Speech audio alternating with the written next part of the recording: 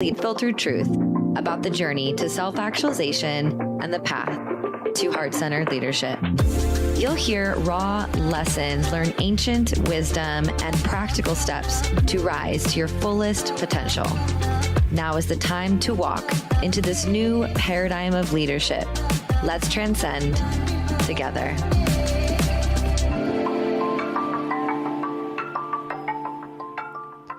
Hello, and welcome back to another episode of Transcendent Leadership. I have a little bit of a different background and ambiance here because I am currently visiting my family in Illinois. I'm literally in the middle of what feels like nowhere and really enjoying the simplicity and the nature and the profound lessons that always occur and transpire when you're with your family, which is what I want to talk about today. Before you go ahead and turn this episode off, let's just take a moment, okay? I know that being with family can be very triggering, that spending time with loved ones often really invites you to confront your deepest core wounds. And at the same time, it is the deepest and greatest medicine. Being home reminds me of so many things that I forget. I forget sometimes where I come from. I forget sometimes what matters. I forget what my nieces often remind me of, which is how to play and how to remain curious. I can sometimes forget how much I really enjoy being in a lot of solitude. And it's interesting because as of the last couple of weeks, I've been receiving more and more messages from clients and have been helping them work through this, as well as my audience and even I have been navigating a lot of deep cellular memories around my childhood, around what I'm here to do and really stand in that, as well as really reevaluating what is important to me. I've shared this on my social media, but I don't know how much I've talked about it on the podcast, but there's a really profound awakening that's happening within me where I am getting more in touch with the deepest, truest essence of who Carissa is and what she wants. And in the past, I had this vision of my future that included living a lifestyle like Tony Robbins, being the number one speaker in the world, the number one trainer or coach in the world, traveling all over the globe, etc.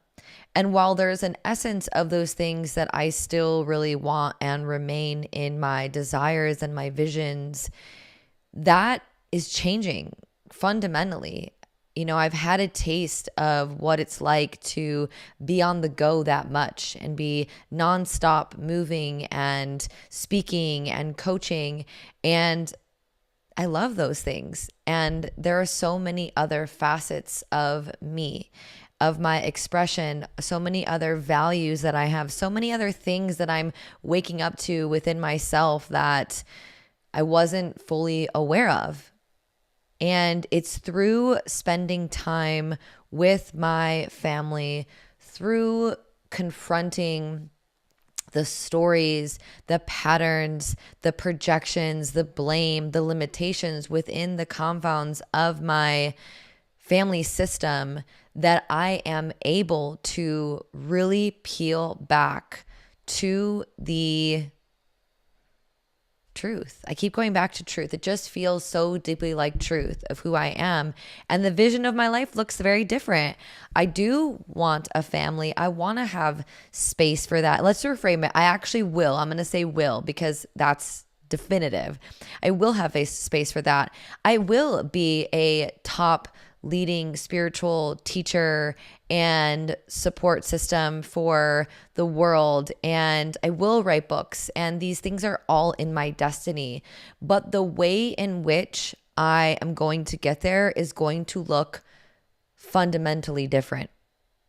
I am rewriting a story for my family, my legacy, about what success is, about what wealth means, about how I optimize my health. And it's on me to do that. It's my legacy that I want to leave. And so many of you are also confronting this. And the reason why I wanted to talk about navigating dynamics with family is because these are where the patterns originate. Your family system, your family dynamics, your lineage, your ancestors are where most of your wounds will originate. And as high achieving people, we want to get to the core. We want to get to the deepest part of our psyche and our body and our limitations so that we can uproot what is there and we can remove it and we can integrate it and we can learn the lesson and choose a different story, choose a different path.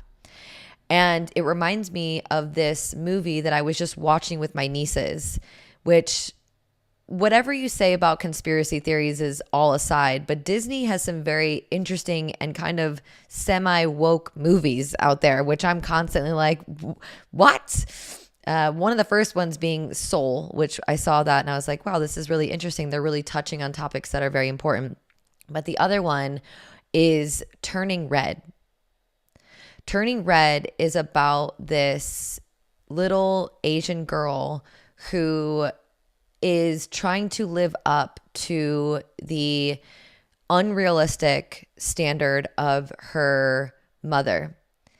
And it's only through really starting to explore her authenticity does she realize that she's hiding different parts of herself.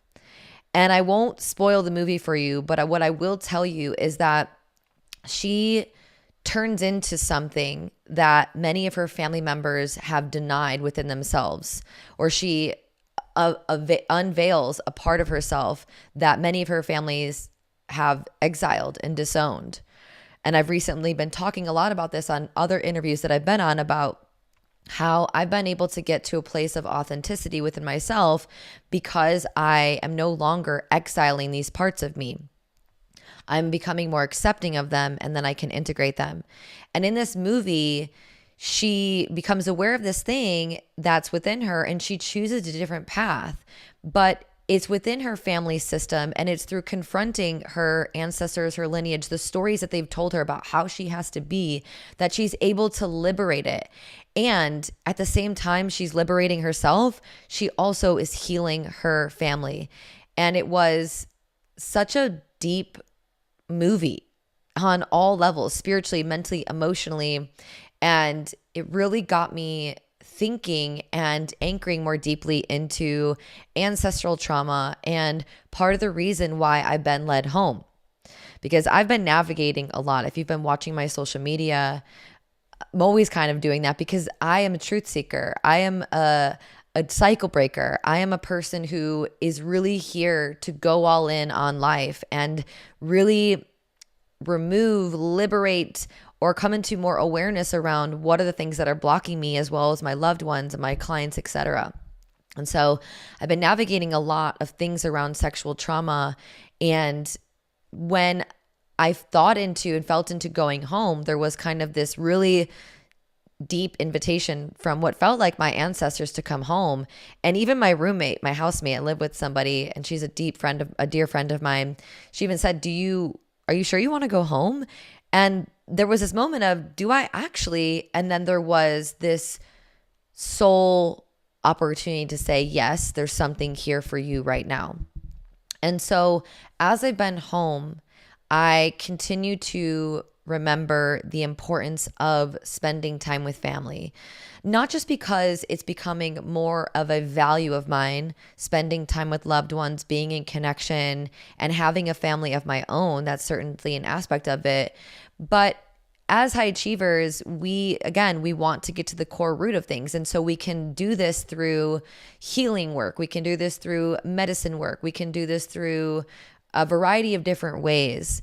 And yet we often can miss the deep medicine and ceremony that comes from being with family and the difficulties that we must come into awareness around to be with them. These are the original roots of our trauma, as well as the individuals who are the greatest mirrors for us. And just to give you a little insight into how this really shows up in a practical sense, is that I have been home for a couple of days. I came home to spend time with my nieces for their birthdays. They're a couple weeks apart, but 3 years apart. And I came home knowing that there was going to be something more deeply here for me, and there always is. And I get here and my sister is throwing a party. And we all know that throwing an event, throwing a gathering can be really difficult. My sister is currently a single parent right now. And so getting the party together, the resources, baking cakes and foods and doing all that can be overwhelming for many people. And my sister and I come from very psychic women in our family. So there's a very profound, subtle energy and sensitivity that we both have to energy, to other people. And so she started getting overwhelmed with the party. And I immediately went into judgment of like, come on, get it together. It's just a party, etc. And in the past, I would have been reactive, like, whatever, I can't help you. You're not letting me help you, etc. But this time I noticed that I was still able to hold my own, but I noticed that there was judgment that came online. There was a sharp energy of, you're needing to get it together. What's going on with you? Come on. This is not a big deal. And as soon as I started to judge, I was immediately reminded of that we often judge in other people the things that we judge or ridicule or exile within ourselves. And so when I was able to look at my sister through the eyes of unconditional love, not only did I show up in a way that was healing for her, but I also began to heal that part of me more deeply because I'm loving it within someone else. And the truth of the matter is that as we begin to heal and love parts of ourselves, we can love these parts in other people. But I also think the converse is true. When we begin to love and see these parts in other people, we can sometimes transfer that love to ourselves as well. And so as I began to show up in a more loving way with her, I was like, oh yeah, that part of me also exists. And the reason why I'm judging her is because I judge that part of me. And in that moment, something healed, something shifted, something liberated for both of us. We were able to have an in-depth conversation later about her difficulties embracing support. And I was able to communicate the way that I was activated and triggered in that moment as well. This is the power of ancestral healing. We forget that we can heal on a DNA cellular level 7 generations forward and 7 generations backwards. And from a scientific level, they have taken DNA from a person's body and they have put it into a petri dish. And they have done healing work on the person's physical body and then noticed and looked at the petri dish that was in another area, another room, whatever, and that DNA also changed as well.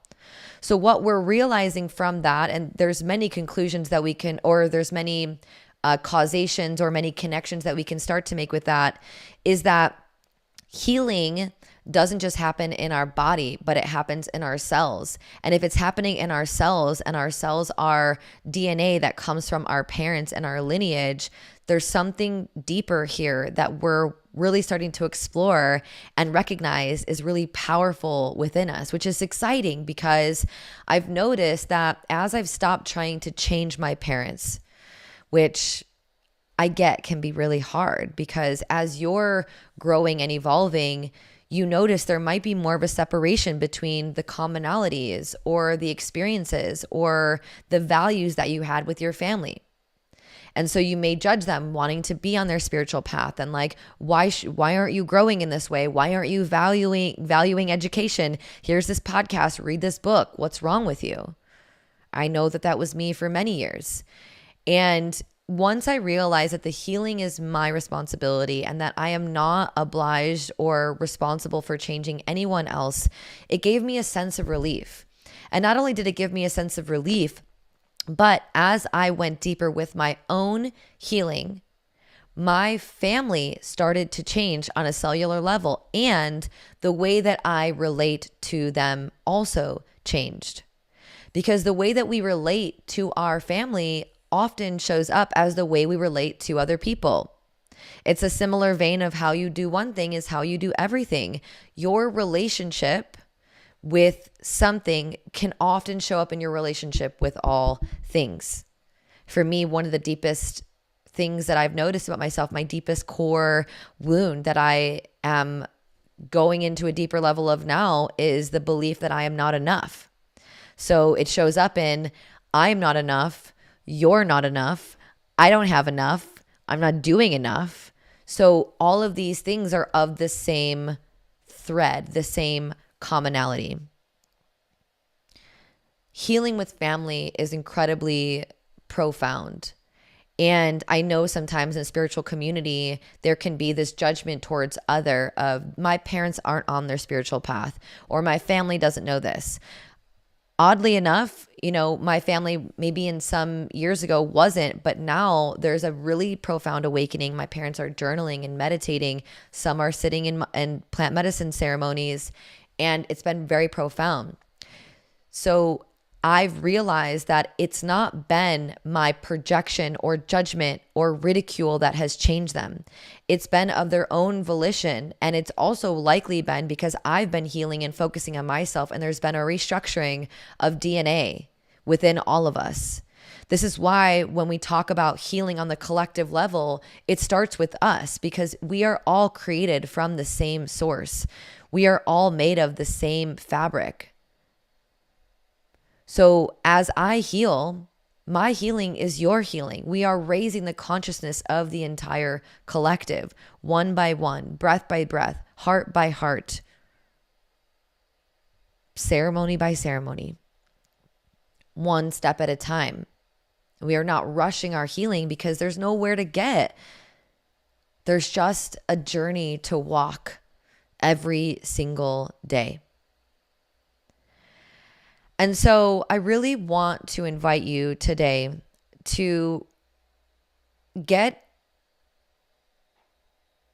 clear on where you can go deeper with your healing within your family. Because if that's the core root of where our imprints lie, of where our core wounds are, then getting to the source is going to be the most effective way to do it. Not only that, but your family is your family regardless. And so I know that during the last couple of years, many of you have likely encountered some dissonance or some separation. And I pray for unity for you, or at least acceptance, forgiveness, and peace if you can't come together, because for some, there's no resolution. Although I think there's a resolution, but you might not be able to see that, or the other party might not be able to see that. So if it's at the core, then that's where we start. That's where we go. That's where the deepest medicine is. So I ask you to journal today on what is the healing that I am avoiding within my family? What are the judgments? Where's the blame? Where's the projection that I'm placing on them? and getting really honest with yourself, because honesty is one of the most important aspects of a great leader. Transcendent leadership isn't about leading organizations and being public figures, etc., although those are many people that I work with. It's about how you're leading in your own life, how you're leading in your family, like how you heard the other week with James Silva's talking about how he's leading in his family. That is the greatest leadership. How you lead yourself, how you lead those the closest to you. That's going to make the most profound impact. So really sit with this today and really come into full awareness and truth within yourself of where you might be avoiding healing with your family, where you might be still judging, where you might be projecting, because that's going to give you the greatest insight into where you are treating yourself in the same way. So even if you don't have the ability to show up with your family and heal that, the things that come up for you will give you greater clarity on where your responsibility is, your healing is, and your deepest transformation lies. Because it is one step, one healing, one awareness at a time that little by little over time incrementally shifts us into a completely different space.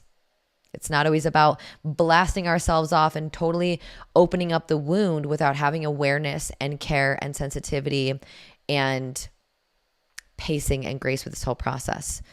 So I hope that you got something from this podcast and that you really enjoy it. If you did, please share this in your stories, write us a review. The way that we can get this podcast out is through your word.